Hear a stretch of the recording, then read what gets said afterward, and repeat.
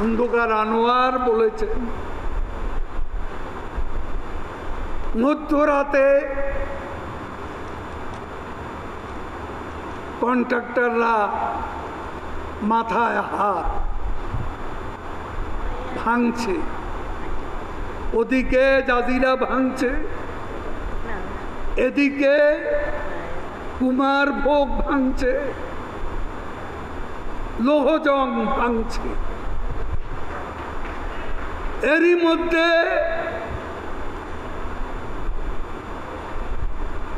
কন্ট্রাক্টরদের যে stock yard, যন্ত্রপাতি হুমকির মুখে,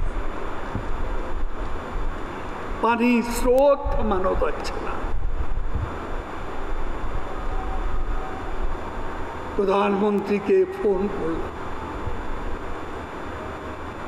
সঙ্গে সঙ্গে তিনি ফোন ধরলেন এবং বললেন, আমার চোখে তখন, সত্যি বলছি আপনাদের, আমার দু চোখ ভরে তখন পানি, আমি অশ্রু সংবরণ করতে পারছিলাম না, যে এত কষ্ট সবই বুঝে বিতা করছি। একই অবস্থা খন্দকার আনোয়ার, তখনকার সচিব এবং আমাদের পিডি শফিক, আমরা দাঁড়িয়ে আছি। নেত্রীর সঙ্গে সঙ্গে পানি সম্পদ মন্ত্রণালয়ের সাথে কন্ট্যাক্ট করলেন এবং এখানে যত দরকার যদি এদের না থাকে জিও ব্যাগ সরবরাহ করতে। এ হলো শেখ হাসিনা, এই হচ্ছে তার বিচক্ষণ, দূরদর্শী, সাহসী নেতৃত্ব।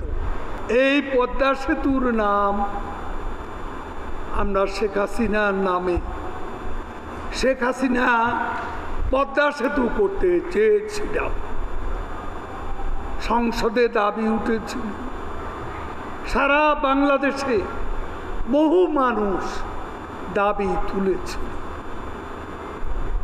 কিন্তু তিনি সবার দাবি, ইভেন তার সঙ্গে শেখ রেহানাও একই সুরে কথা বলে।